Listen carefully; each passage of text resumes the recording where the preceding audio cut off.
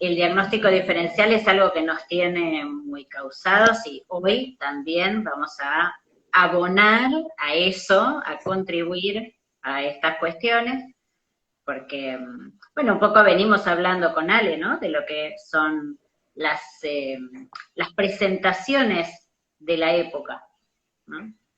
La cantidad De esta de, época.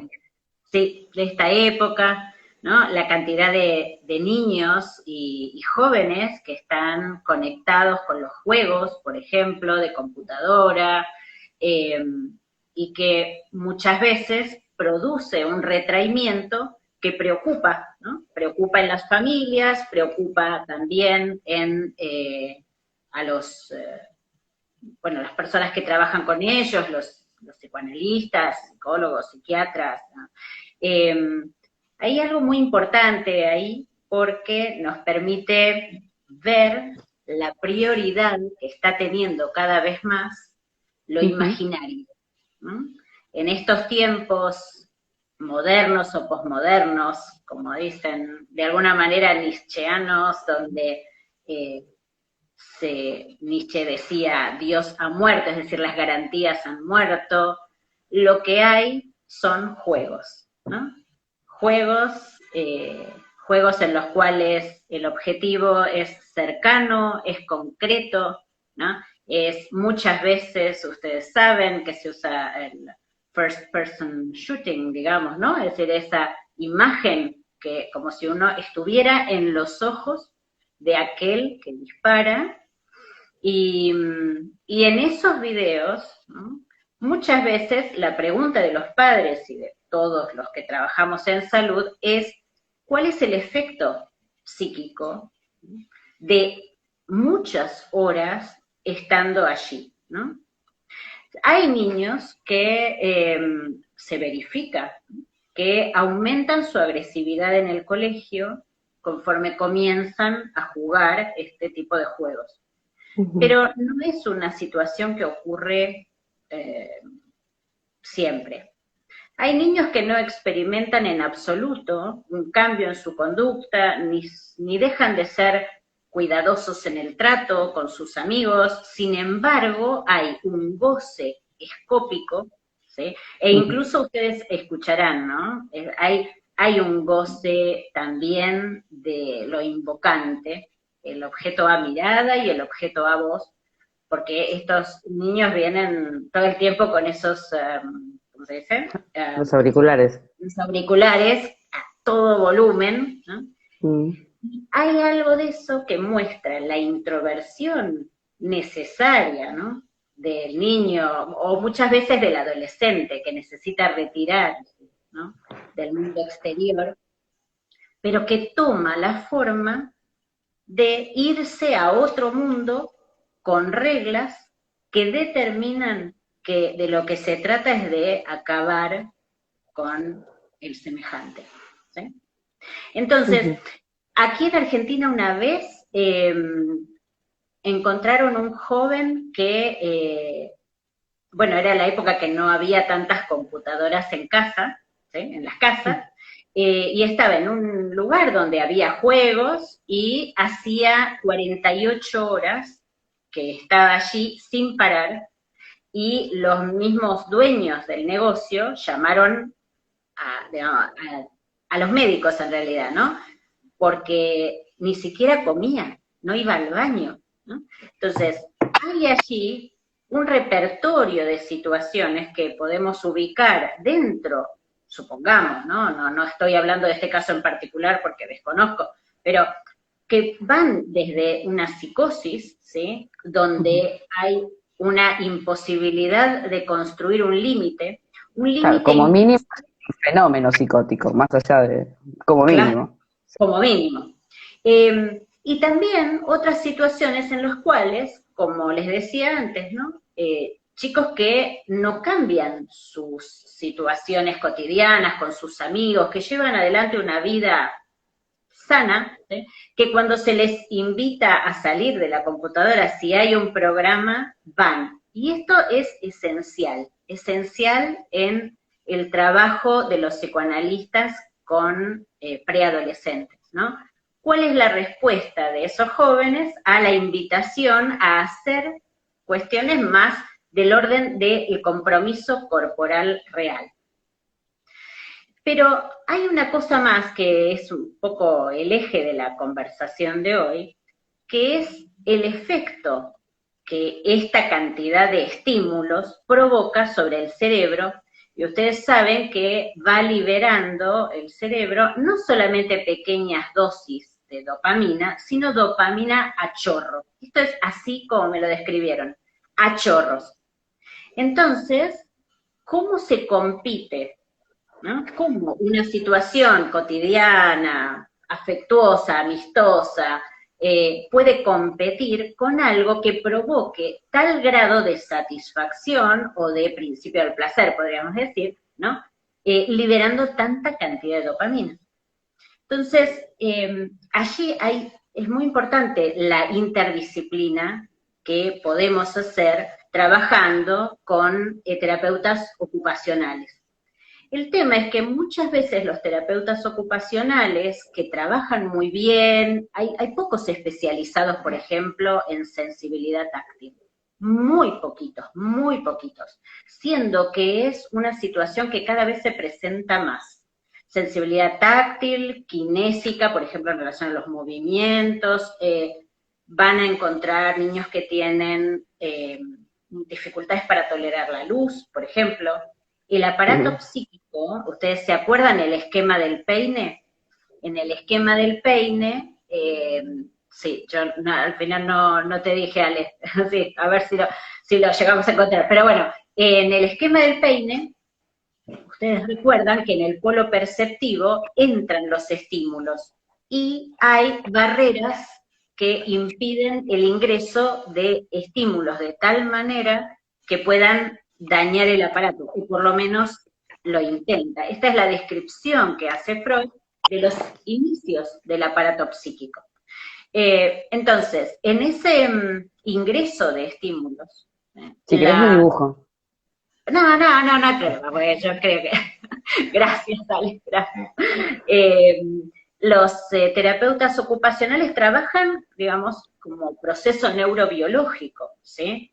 E incluso trabajan en las conductas regulatorias que el mismo, digamos, cuerpo lleva a cabo. Por ejemplo, los jóvenes que, como les digo, que los afecta mucho la luz, que empiezan a estar a oscuras, ¿sí? O los jóvenes que empiezan a aislarse cada vez más. Y hay que tener mucho cuidado en el diagnóstico diferencial con las hebefrenias. Y esto es algo que se ve mucho en la época actual. La hiperestimulación desde lo imaginario, cuando no está adecuadamente sostenida, ¿no? Imbrincada en el aparato psíquico con lo simbólico, con la palabra, y en estos juegos no necesariamente la palabra está, lo que ocurre es eso, es que se puede confundir, ¿no? Se puede desatar una psicosis, una hebefrenia, pero hay que tener mucho cuidado en no confundir la cantidad de grados que hay entre esos sujetos que pueden tener presentaciones psicóticas, como bien decía Ale, ¿no? Y aquellos que son neuróticos, pero que en el medio están hiperestimulados, ¿sí? Entonces, ese retraimiento de la realidad es importante tenerlo en cuenta para distinguir. Entonces, ¿qué sucede allí? Que los terapeutas ocupacionales trabajan mucho con psicólogos de otras orientaciones, ¿sí? Distintas, de una orientación teórica distinta que la que tenemos los psicoanalistas, que son los psicólogos cognitivos, ¿sí? La psicología cognitiva está trabajando mucho acerca de la hipersensibilidad que se verifica en los niños en la época. ¿Y cuál es el acercamiento que tienen? Bueno, trabajar en lo que ellos llaman las alertas, ¿sí? Es decir, que esos jóvenes comiencen a registrar aquello que les ocurre en el cuerpo, esas sensaciones que justamente lo que produce esa falta de enganche entre lo imaginario y lo simbólico es que los jóvenes pierden las sensaciones corporales. No hay palabra para definir lo que van sintiendo. Esas cantidades de dopamina no son traducidas a lo simbólico, ¿sí? Entonces, ¿qué sucede? Que se trabaja desde la psicología cognitiva en términos de alertas, ¿no? Como les digo, de ir pensando, bueno, ¿qué siento? Entonces, bueno, si estuve tanta cantidad de horas, tengo que hacer tal cosa, ¿no? Conductas regulatorias, como les decía, que el joven o la joven tiene que empezar a poner en práctica. ¿Cuál es ahí me parece que la gran ocasión que nos estamos perdiendo los psicoanalistas por persistir trabajando solamente en términos de las presentaciones de enfermos tradicionales, de la histeria clásica, ¿sí? De la neurosis obsesiva clásica, ¿sí? Nos vamos perdiendo de la época. Es decir, todo lo que el psicoanálisis tiene para aportar, y que tiene que ver, por ejemplo, en el caso de la piel, con los aportes que un psicoanalista del nivel de Didier Ancieux hizo hace muchos años, un libro que se llama El Yo Piel, a partir de una enorme repercusión que tuvo una publicación de un artículo que él escribe en una revista. Y esto es en 1974, fíjense hace cuántos años. Ese libro no se lee actualmente. O Winnicott, por ejemplo, que decía algo muy interesante. Winnicott, así como Ancieux trabaja el yo piel, Winnicott trabaja psique-soma, ¿no? Lo llama así. Esa combinación, digamos, ¿no? De eso que estaría, digamos, a nivel de la percepción, ¿no? De lo que se siente en el cuerpo. Y Winnicott dice algo que vale la pena que pensemos. Y dice, cuando el niño está, bueno, ustedes saben que Winnicott habla de la madre suficientemente buena, ¿no? Que no es la madre que da todo, sino la que se encarga de que esos estímulos que decíamos en el esquema del peine, esos estímulos que entran a chorro, ¿sí? Esa dopamina, ¿sí? No produzca efectos, digamos, cuidar que produzca los menores daños posibles al aparato psíquico. Entonces, ¿qué dice Winnicott? Dice, cuando ese medio que protege al niño no funciona adecuadamente bien, es decir, que cuando entran estos estímulos produciendo daños en el aparato, ¿cómo se ve eso? Y ustedes saben que Winnicott era un pediatra muy interesante, ¿no? Muy interesante, ustedes saben que es pediatra y se hace psicoanalista, es decir, que él tiene algo de esta cosa muy concreta. Y él dice, cuando esto produce efectos en el cuerpo, lo que aparece es una hipermentalidad, es decir, que el niño empieza a pensar y a pensar como una forma de compensar el daño en el cuerpo. Fíjense qué interesante, ¿no? Entonces uno lo ve esto en niños que están como tomados por la preocupación a una edad muy temprana, ¿no? Un montón de niños, uno ahora los ve, es decir, está el niño que se pasa jugando diciendo no importa nada, lo que importa es el juego y ganar y bla, bla, bla, y está el niño que está aplastado, agobiado por la cantidad de estímulos, ¿sí? Y ese también pertenece al grupo de la hipersensibilidad. Ojo, por eso les digo que las cuestiones diagnósticas son muy importantes, porque está el que tiene un alto umbral y el que tiene un bajo umbral, ¿sí? Entonces el que tiene un alto umbral ni se da cuenta de la cantidad de estímulos que recibe, mientras que el que tiene un bajo umbral empieza a la defensiva, empieza digamos, a meterse adentro, digamos, ¿no? A esconderse de los estímulos, ¿sí? Y ahí es donde les digo, se puede confundir con nebefrenia, y no. Ahí los psicoanalistas lo que vemos es la hiperpresencialidad del otro, ¿sí? Del gran otro. Si el cuerpo, podríamos decir, si la piel es el lugar donde el sujeto construye ese primer modo de relación con el mundo, ¿sí? Donde constituye ese yo, no yo, ¿sí? Donde esa piel también es la que protege de los estímulos, también es continente del sujeto. Si ustedes leen los primeros trabajos de Freud, la descripción que Freud hace de la función materna es la misma descripción que las funciones de la piel. Es muy interesante. No es de cualquier lado que lo saca Didier Sier, ¿sí? Entonces, me parece que es muy importante todo lo que podemos nosotros los psicoanalistas sumar. Sí, Ale, vos querías No, decir algo. por si alguien de los que nos están escuchando no lo saben, que la befrenia es una psicosis de inicio en la adolescencia. Eso, Es la sí, sí, befrenia que sí, comienza en la adolescencia. EB tal, significa juventud. Eh, Eso, tal ¿no? cual. Porque se entienda con lo que se confunde es con una psicosis. Claro, sí, sí, buenísima, Sí, buenísima son de la inicio precisión. organizado y que son bastante caóticas las befrenias. Claro, es muy fuerte la descomposición de la personalidad y por Ujú. eso ahí lo que uno dice es, en este tiempo, como les digo, moderno, posmoderno, con priorización de lo imaginario y como una dificultad de articulación con el registro de lo simbólico, lo que importa es, bueno, además de hacer una reconstrucción precisa de en qué momentos, ¿no? Esto aumenta, ¿no? Las defensas del aparato psíquico aumentan, el aparato psíquico, ustedes saben que Freud establece, es un aparato defensivo, ¿sí? Además de eso, hacer la reconstrucción de la historia, ¿no? Lacan dice, seminario 1 o 2 ya, no se trata de la reminiscencia, no se trata de recordar, se trata de reconstruir la historia. Y en eso es que los psicoanalistas podemos sumar a esto que es una presentación de época, que esos niños que están metidos ahí en la computadora no tienen idea de las cuestiones familiares que van ocurriendo alrededor. Son niños que van a llegar, si todo sigue así, a la adultez sin haber historizado nada, encontrándose con las cuestiones lógicas de la vida humana, ¿sí? No de los juegos, ¿no? Encontrándose sin saber cuál es la historia, ¿no? De sus padres, ¿no?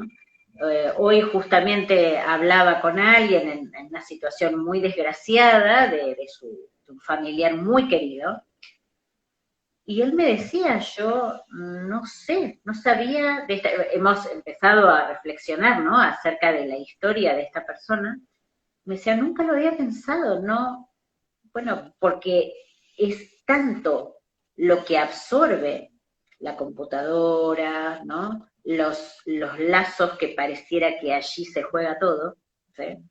Que no hay cuerpo por fuera de la compu, pareciera, ¿no? Pareciera. La compu da la ilusión de que con ella solo alcanza. Pero estas presentaciones, como les digo, vamos a tener en los años futuros adultos con un empobrecimiento de lo simbólico impresionante, ¿sí? Entonces, hay mucho, mucho que los psicoanalistas podemos hacer con los terapeutas ocupacionales, trabajar en esta hiperestimulación, ¿sí? Podemos aportar muchísimo y enriquecer la mirada, que no sea solo un registro de alertas, ¿sí? Que no sea solo un decálogo de lo que tengo que hacer para evitar sentir esto, ¿no? Sino reconstruirse, porque en la medida que uno reconstruye la historia, también se reconstruye a uno mismo. Así que bueno, espero que les haya servido. Muy Y clara. bueno, vamos hablando, sí, vamos hablando eso, ¿no? De las cuestiones de época, la generación cristal que estuvimos hablando el otro día, esto. ¿Qué importa también, no? No tener los conceptos solamente teóricos, sino poder leer lo que nos rodea, ¿no? Y poder Ujú. ir viendo también lo que se viene, ¿no? Sí. Bien, bueno, gracias, Violén. Gracias por Gracias, compartirnos esta charla en Rayuela de hoy. gracias Los Ale. esperamos a todos el viernes que viene y recuerden que todavía están a tiempo para anotarse en el curso de diagnóstico diferencial violainefp.specialist@gmail.com. Pueden escribirnos y les mandamos la información. Dicho esto, Nos vemos. Chao, chao. nos retiramos. Adiós.